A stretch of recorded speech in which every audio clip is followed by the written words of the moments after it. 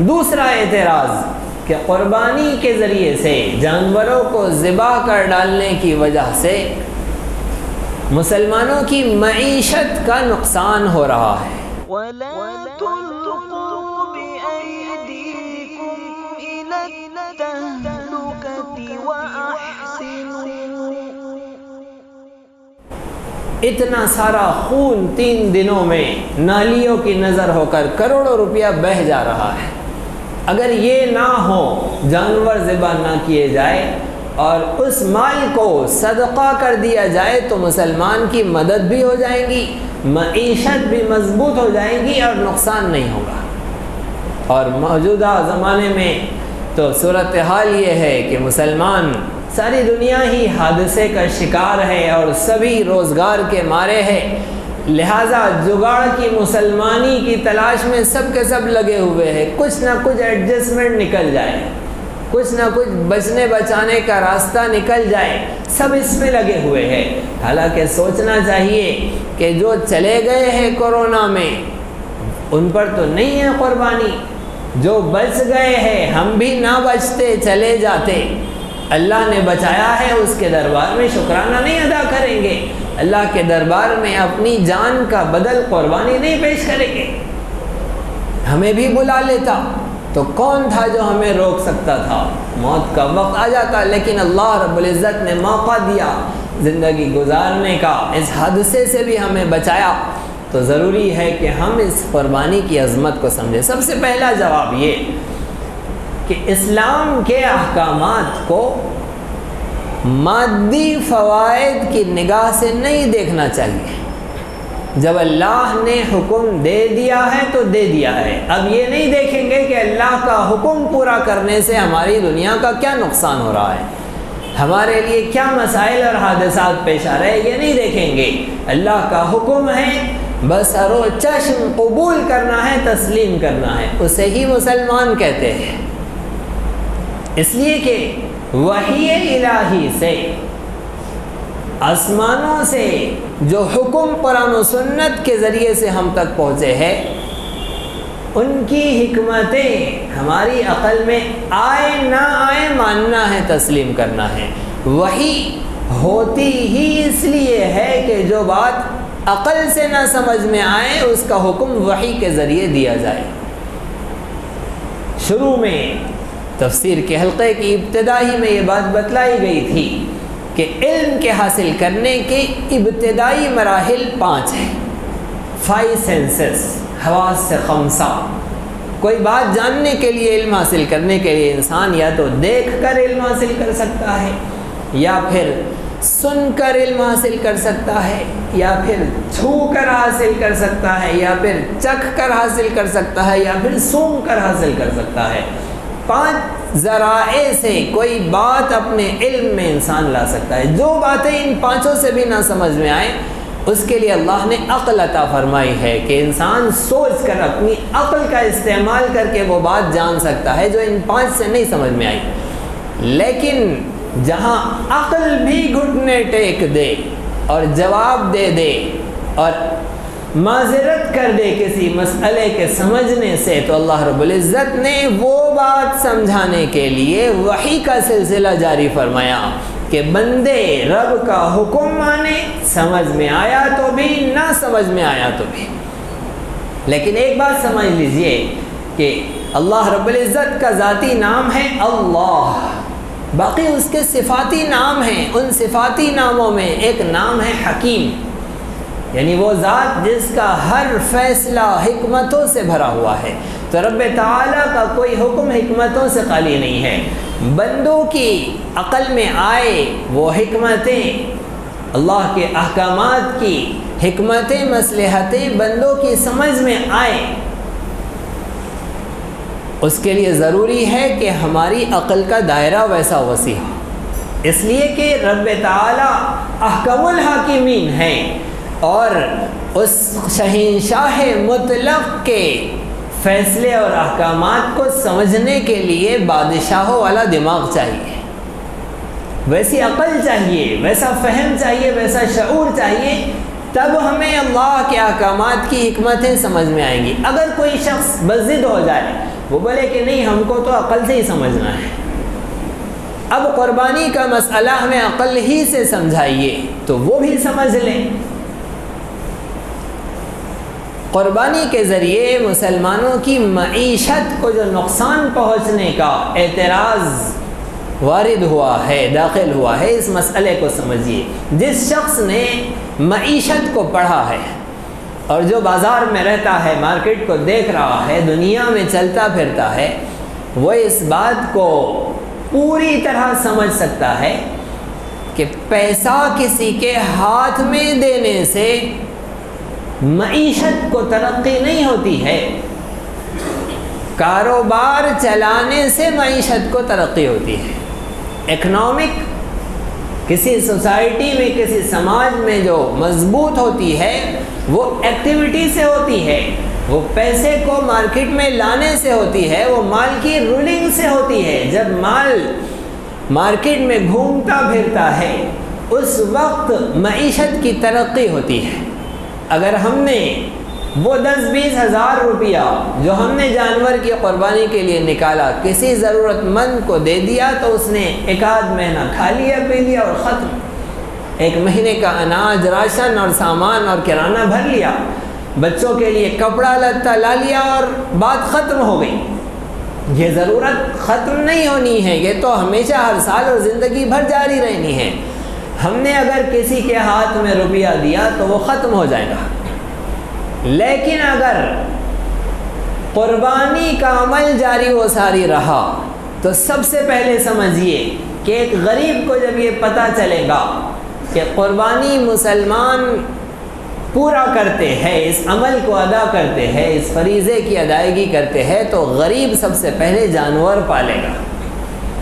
تو جانور پالنے کا کام اسے مل گیا اور اس نیت کے ساتھ پالے گا کہ میں قربانی کے موقع پر اپنے جانور مارکیٹ میں لاؤں گا اور بیچوں گا۔ سال بھر جانوروں کی جو قیمت ہوتی ہے اس سے کئی گنا زیادہ قربانی کے موقع پر ہوتی ہے۔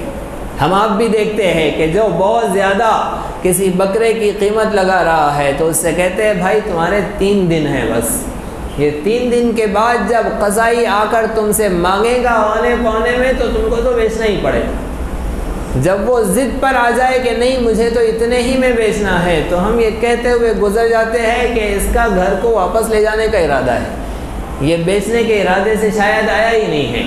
تو پتہ چلا ہمیں کہ قربانی میں 2 گنا 3 گنا 4 گنا زیادہ ایک جانور کی قیمت مل جاتی ہے اس غریب کو جو جانور پال رہا ہے۔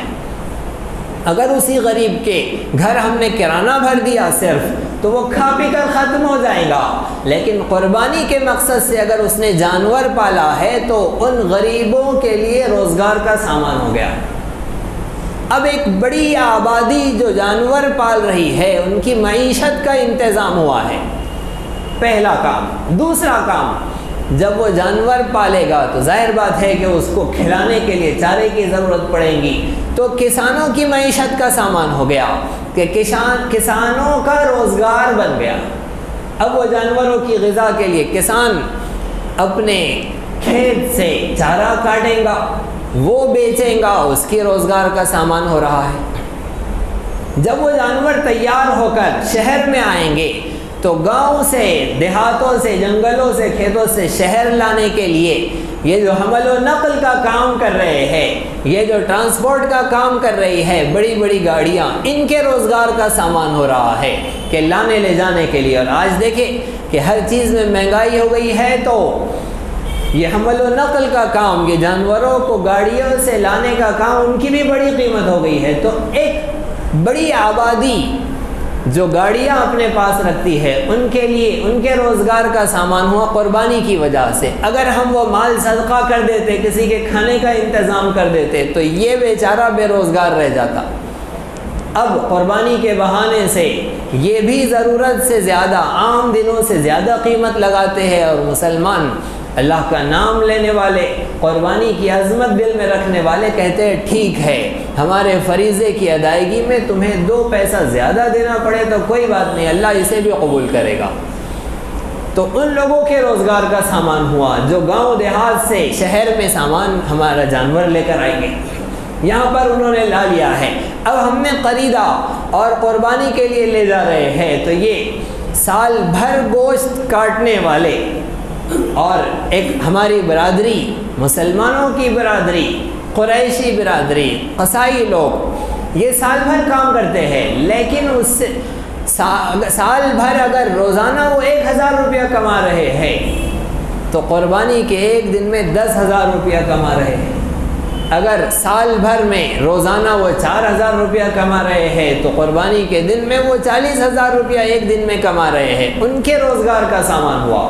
اور ہر ماسٹر قضائی اپنے ساتھ جونیئرز کو بھی لے کر آتا ہے، ان کی بھی ٹریننگ ہوتی ہے۔ تو ایسے نوجوان بچے ان کی برادری کے یا پھر جو ہاتھوں پیروں میں جان رکھتے ہیں لیکن انہیں روزگار میسر نہیں ہے، اب انہیں لایا جا رہا ہے ہڈیاں توڑنے کے لیے، تو ان کے بھی روزگار کا سامان ہو گیا۔ ان 3 دنوں میں وہ اپنی خوشیوں کا بھی سامان کر رہے۔ اگر ان منکرین قربانی کے دعوے کے مطابق صرف جانور نہ لے کر کسی کو صدقہ کر دیا جاتا وہ 10-20 ہزار روپیہ، تو یہ بڑی آبادی، بڑی برادریاں، یہ سب کے سب روزگار سے محروم ہو جاتی۔ معیشت کا نقصان ہوا ہے قربانی میں یا معیشت مضبوط ہوئی ہے؟ 4 سے 5 برادریاں اور ایک بڑی آبادی مسلمانوں کی ان دنوں میں اپنے روزگار کا سامان کر رہی ہے۔ لہذا قربانی پر جو اعتراض ہے کہ قربانی سے مسلمانوں کی معیشت کا نقصان ہو رہا ہے، وہ بالکل غلط ہے، بلکہ قربانی سے معیشت مضبوط ہوتی ہے۔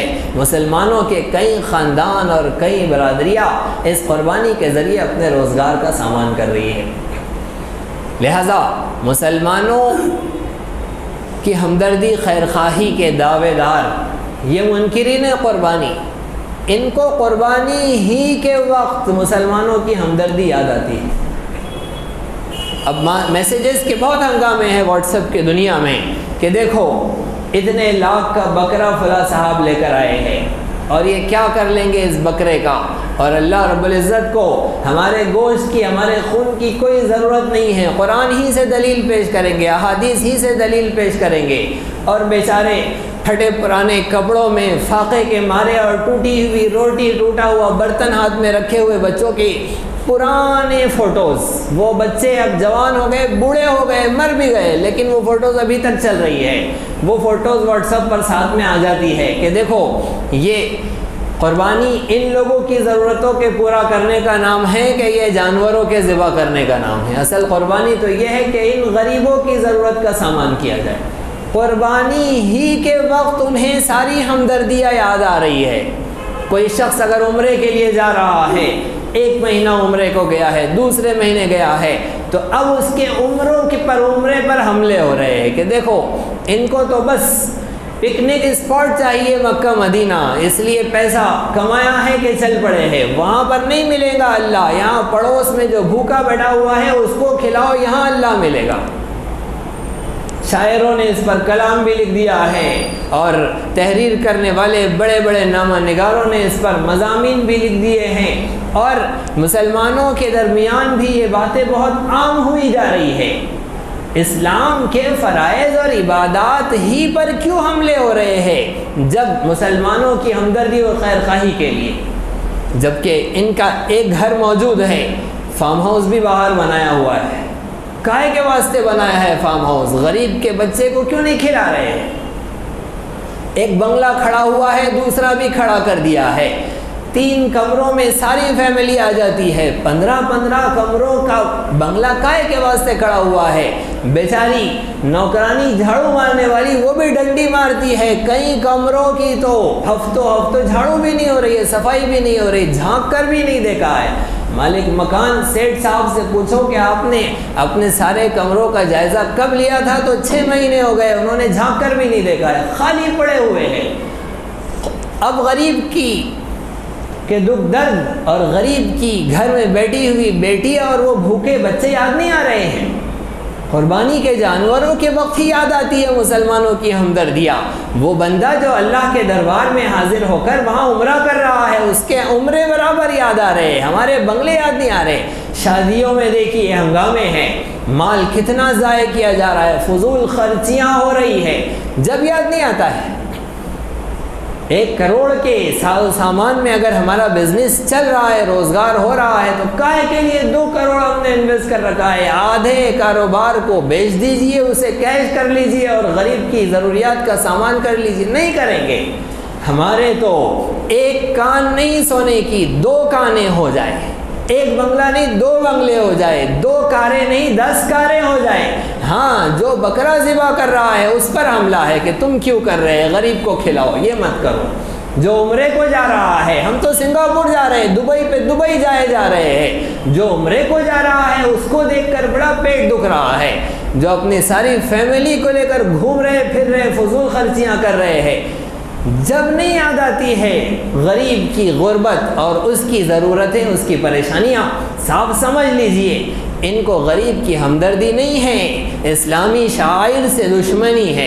شریعت محمدی صلی اللہ علیہ وسلم کا وہ پاکیزہ چہرہ جو 1450 سال سے مسلسل چلا آ رہا ہے اور اسلامی احکامات پر جو عمل ہو رہا ہے, ان اعمال سے انہیں دشمنی ہے. کوئی ملت کی فکر نہیں ہے. اگر ملت کی فکر ہوتی تو پہلے اپنے پیٹ پر پاؤں رکھتے, اپنی ضروریات کو مختصر کرتے, اپنے عیش کے سامان کو فروخت کر کے غریبوں کی ضرورت کا سامان کرتے, پھر بولتے تو کوئی بات سوچنے لائق ہوتی. لہذا بات سمجھ لیجئے, ہمیں اپنا سب کچھ لگا کر بھی اگر اللہ کے احکامات کو پورا کرنا پڑے تو سستا سودا ہے.